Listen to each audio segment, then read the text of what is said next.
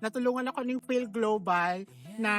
Nag-reach out ako sa kanilang website at from there, tinulungan ako ng documentation officer nila. Hello guys, it's me again, Patrick Garcia, your documentation officer and a pathway consultant in Phil Global. So right now, kasama natin ang isang member ni Phil Global here in Madrid, Spain. Ayan, hi po!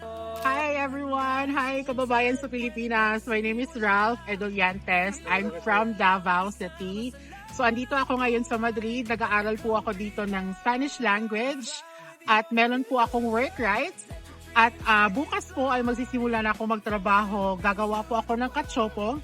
Ang cachopo po ay isang Spanish dish na nag-number 2 in the whole world actually. Masarap siya. It's para siyang isang cordon bleu na malaki and I'm so excited about it. So guys, see you here in Madrid. So far, sobrang sarap ng Madrid. Sobrang ganda, sobrang babait ng mga Spanish people po dito. Ngayon is winter, so kinda malamig po siya.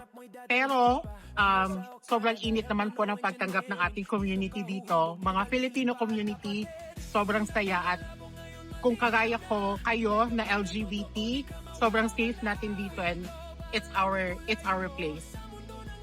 Natulungan ako ng Phil Global, especially si Sir Birch, sobrang babait nila and then sobrang knowledgeable po nila about kung paano i-gather yung documents mo and they will make sure that makakapunta kayo ng Madrid.